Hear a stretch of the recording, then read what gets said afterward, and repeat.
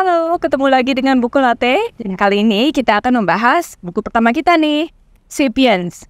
Buku ini kayaknya udah bukan banget ya Mbak ya? Banyak banget kayaknya yang bahas, banyak banget yang baca.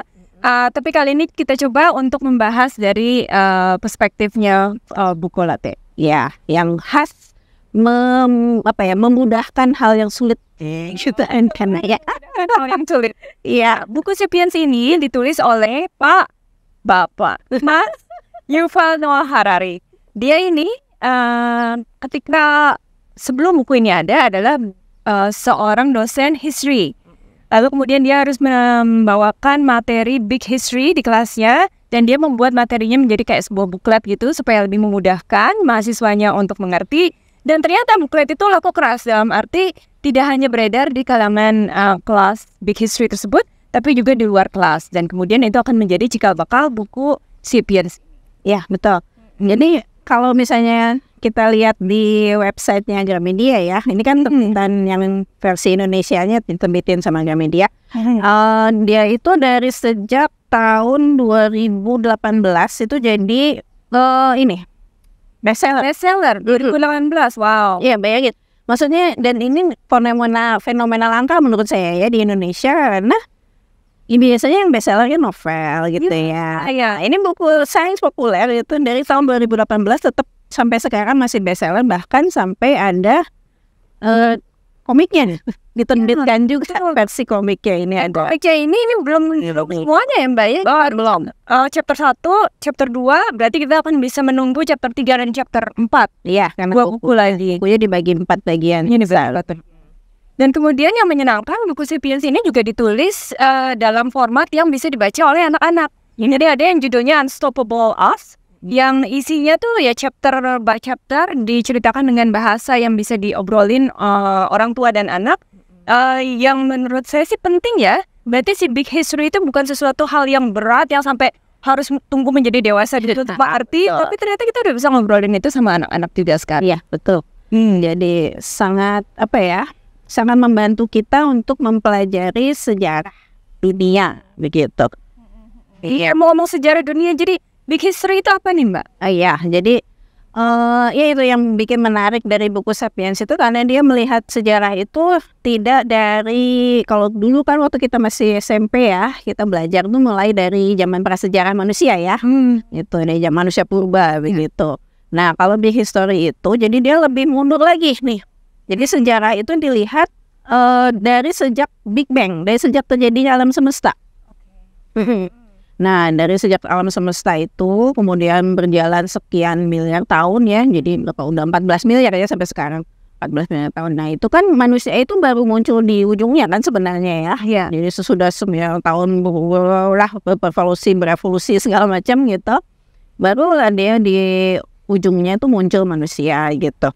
Nah, jadi Pak Yuval ini dia bisa menceritakan dengan perspektif Big Bang itu ya, Big History. Big History itu dia bisa menunjukkan bahwa setiap tahapan dari perkembangan manusia itu sebenarnya terkait dengan penciptaan alam gitu. Jadi kan misalnya orang itu kan dulu kita belajarnya kan ada zaman batu ya, dulu kan masih pakai alat-alat batu. Nah, terus ada berubah lagi jadi zaman logam. Ya kan, kayak alat besi gitu. Terus logam pun ada lagi nanti dari zaman besi ke perunggu ya, kalau nggak salah tuh ya. Nah, gitu. Itu dari perkembangan tools ya yang dibahas atau bahasa-bahasa batu, logam, perunggu itu apakah berdasarkan tools yang berhasil dibuat? Iya. Pada masa tersebut? Karena kan waktu zaman prasejarah nggak ada tulisan kan. Jadi kita mempelajari mereka berdasarkan benda-benda yang ditinggalkan. Nah itu. Nah, terus Pak Yuval itu menunjukkan bahwa yang kita sebut sebagai batu, terus besi, perunggu, itu kan sebenarnya bagian dari atom-atom yang tercipta ketika Big Bang, ketika alam semesta terjadi gitu kan. Nah, dengan pola pandang seperti itu, kita melihat bahwa manusia itu tidak terpisah dari alam.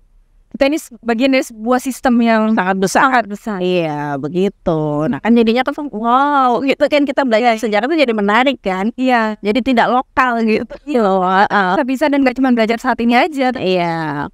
We are a big part of Iya, back history gitu. Nah itu yang bikin kenapa buku ini jadi menarik gitu, karena kita jadi bisa lihat dari jauh sekali gitu kan, lihat oh begini dan terus Pak Yuval juga berhasil menceritakan tahapan-tahapan perkembangan evolusi manusia itu bahwa ternyata saling bersambung satu dengan yang lainnya gitu. Jadi ada kejadian ini, nanti kita di reaksinya begini dan itu mengakibatkan hal yang berikutnya gitu. Nah akhirnya itu jadi menarik. Jadi kita tidak hanya belajar tentang nama-nama raja di suatu kerajaan gitu. Bosan. Atau yang mana sebetulnya sebagian masih nempel di kepala tapi nggak tahu hubungannya apa. Atau misalnya belajar tahun berapa tahun ini Nanti Penogoro. Epic banget ya. Nah gitu kan, jadi kan sejarah kalau dilihat dari nama-nama dan angka-angka kan memusingkan ya. Iya benar, Yang sangat menarik buat saya itu ya dari dulu juga udah tahu ya kita ini bagian dari Homo sapiens. Tapi ternyata setelah tahu ada berbagai macam spesies yang lain, ada Neanderthal, ada Homo soloensis, ada Floriensis, ada apa. Ternyata cuma Homo sapiens yang bertahan sampai sekarang. Iya. Cuman satu gitu, padahal tadinya spesiesnya banyak. Sama seperti kayak kalau beruang kan ada sekarang beruang kutub, beruang grizzly, beruang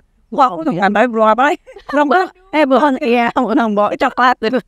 Ada macam-macam sampai kalau misalnya kita mengasosiasikan manusia dan beruang, sekarang tuh cuma tinggal beruang kutub misalnya. Sekarang tuh cuma tinggal Homo sapiens yang bertahan. Kenapa nih Homo sapiens bisa bertahan? Nah itu, jadi Pak Yuval itu menjelaskan dalam bukunya yang setebal ini, itu Sapiens gitu kan judulnya. Kenapa maksudnya kita Sapiens manusia modern kan? Iya. Tuh bisa bertahan dibandingkan dengan spesies manusia lain dan bahkan dari spesies binatang gitu kan. Semua yang ada di dunia, kenapa kok kita sekarang jadi penguasanya gitu istilahnya, jadi rajanya gitu.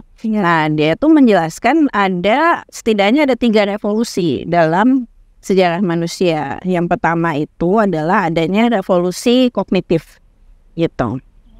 Jadi dibandingkan dengan spesies manusia yang lain ya, kayak misalnya Denisova atau misalnya Neanderthal gitu atau Soloensis ya yang ketemu di Indonesia, itu tuh Sapiens itu punya kelebihan, yaitu dia punya mutasi di otak. Jadi mutasi itu membuat sel otaknya itu lebih lebih banyak gitu lipatan-lipatannya itu. Oke. Ya. Jadi revolusinya itu dimulai dari revolusi fisik dulu juga ya? Iya, dari fisik dulu. Jadi DNA-nya tuh berubah gitu. DNA-nya berubah di situ. Nah, karena otaknya berubah, dia punya kemampuan lebih banyak untuk memproses informasi. Termasuk bahasa. Ya, jadi perbandingan antara bahasa manusia itu dengan bahasa ya binatang lah misalnya ya, monyet atau apa gitu, itu sangat jauh. Karena misalnya kalau misalnya spesies lainnya, misalnya monyet lah yang paling dekat saudara kita gitu. Iya. Bahwa mereka tuh kalau misalnya berkomunikasi, mereka hanya memberi informasi misalnya gini, awas ada singa gitu, survival ya gitu. Jadi semuanya lari gitu ya, udah lari lah semuanya. Nah kalau manusia bilangnya bukan cuma awas ada singa gitu, tapi mereka juga bisa bilang bahwa singa itu saya lihat minggu kemarin misalnya, itu singa tuh sebenarnya udah lewat-lewat gitu. Nah jadi saya tahu dia lewat mana, si singa itu muncul lewat mana. Udah gitu dia tuh mengarah kemana, misalnya singa itu sebenarnya cuma mau minum gitu ya. Nah udah gitu mungkin kita juga bisa tahu, karena kita tahu singa itu datang dari mana, ya kita datangin aja sarangnya, kita matikan saja gitu misalnya. Kita bunuhnya dari anak-anaknya sekalian, jadi kita menghilangkan ancaman dari singa itu gitu. Jadi terus ya itu, dan itu tuh bisa dibilang bukan cuma pada generasi yang sekarang, tapi kita bisa ceritakan pada anak kita gitu, bahwa cara kita untuk mengalahkan singa adalah dengan cara gitu, kita hancurkan sarangnya misalnya begitu. Seru banget nih tadi si revolusi kognitif. Tapi ada revolusi lain lagi ya Mbak ya yang membuat si Sapiens ini excel, gimana nih? Ya, jadi sesudah kita tambah pintar, terus ada revolusi kedua yaitu agrikultur ya. Jadi pertanian. Ya, jadi dulu kan kita namanya istilahnya hunter gatherer ya, gitu. Jadi kita berburu, ngumpulin makanan, makan apa yang ada aja gitu ya, kita tinggal ambil gitu. Nah, tapi begitu mulai ada revolusi pertanian, baru manusia itu mulai membentuk suatu peradaban. Karena kan tinggal di satu tempat ya. Akhirnya ilmu pengetahuan itu terakumulasi kan. Akumulasi dan akhirnya bisa berkembang gitu. Jadi ilmu pengetahuan itu disampaikan dari kakek terus ke anak, kemudian dikembangkan, sampaikan lagi, dikembangkan, itu akhirnya makin lama kita semakin hebat. Akhirnya bisa bikin, tadinya cuma kampung akhirnya jadi kota. Kota akhirnya jadi disatu-satukan kotanya jadi satu negara, dan akhirnya jadi imperium besar gitu kan, kumpulan antar negara disatukan. Nah, itu jadi perkembangan besar dari tadinya kognitif terus jadi agrikultur. Jadi akhirnya sesudah itu terjadilah revolusi ketiga yaitu revolusi sains. Nah, dengan sains itu akhirnya terjadi percepatan yang sangat cepat. Akhirnya timbullah yang namanya teknologi itu, nah jadi sains kan, peradaban berkembang. Iya, begitu. Sip kan? Nah, jadi ya sesudah sains itu ada pertanyaan lagi kan, gitu. Sesudah kita menjadi penguasa di dunia, habis itu mau apa? Mau apa benar? Mau apa? Nah, itulah. Makanya kenapa buku berikutnya dari Pak Yuval itu sesudah Sapiens adalah Homo Deus. Ini tentang the future. Ya. Ini how we survive and then we excel. Ya. Oke. Dan inilah nanti di episode berikutnya kita bahas sesudah kita berjaya kita mau apa di masa depan. Oke. Gitu. Nah, tapi di sini pun masih ada hal yang menarik nih yang belum kita bahas nih. Kita lihat di sampulnya nih kayaknya ini bukan chapter-chapternya sebetulnya, ini apa nih, Mbak? Ada fire, gossip, agriculture, tadi kita udah obrolin itu ya. Mythology, money, contradiction, and science. Belum obrolin mythology nih, Mbak. Belum ya. Fire itu belum tadi. Oke. Jadi ini adalah hal-hal apa yang menurut Pak Yuval itu menjadi keunggulan sapiens ya, keunggulan manusia. Pertama, karena kita bisa menguasai api. Ya, jelas lah kalau api itu membuat kita lebih ditakuti sama binatang buas ya. Gitu. Tapi ternyata dengan kita bisa menguasai api, kita bisa masak, dan itu tuh sangat membantu perkembangan otak kita gitu. Bisa makan makanan bergizi, bisa lebih banyak protein, bisa lebih mudah. Daging itu kemudian dimasak dan dimakan, berarti secara fisikali mengubah otak kita juga. Mengubah otak kita gitu. Jadi kita ini makhluk yang nggak punya gigi, nggak punya taring, tapi bisa makan daging dengan cara dimasak dulu gitu. Jadi jangan meremehkan ya ibu-ibu yang memasak itu. Oh iya, benar, penting itu. Ternyata itu adalah esensial di dalam komunitas, adalah fondasi peradaban. Coba. Oh benar. Makanya jangan saya cuma ibu rumah tangga gitu, nggak jangan aja loh. Tapi sama daging ada. Penting. Nah, terus yang kedua juga ada hubungannya dengan ibu-ibu, ini gosip. Bapak-bapak juga loh, bapak-bapak juga gosip aja, nggak berada pada bagian gosip yang itu. Ya, gimana nih si gosip? Ya, jadi kan tadi ya bahwa revolusi kognitif itu membuat kemampuan bahasa kita berkembang. Dan gosip itu adalah cara untuk menyebarkan informasi kepada orang lain. Gitu. Jadi gosip itu sebenarnya membuat kita lebih mudah bekerja sama dengan orang lain. Gitu ya. Membangun bonding juga. Ya, gitu. Membangun kepercayaan. Informasi. Ya tentu saja yang baik-baik ya. Iya. Ini kita kasih baik kok. Kasih baik. Iya. Nah, oke, tadi agrikultur sudah dibahas. Nah, mitologi ini juga penting gitu menurut Pak Yuval gitu. Jadi padahal kalian jangan percaya mitos. Ya, nih. Jadi memang sekarang tuh orang cenderung meremehkan ya, karena itu cuma dongeng gitu. Karena itu cerita zaman dulu gitu, mitos-mitos tentang dewa atau apa. Tapi dulu itu gitu. Jadi kita tuh manusia itu hanya bisa bekerja sama dengan mudah gitu ya, dan diatur dengan mudah dengan mitos justru. Gitu. Jadi itu yang disebut sama Pak Yuval itu sebagai tatanan hayalan.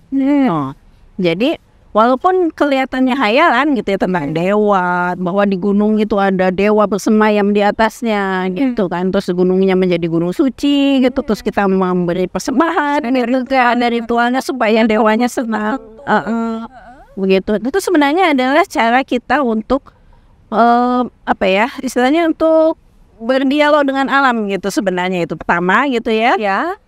Kan kita jadi punya ada pohon suci, ada sungai suci gitu ya. Itu kan sebenarnya cara kita menghormati kekuatan alam gitu kan. Terus yang kedua adalah untuk memberi apa ya, supaya semua tuh sependapat bahwa raja ini mendapatkan berkat dari dewa gitu kan, sehingga dia tuh harus dipatuhi begitu.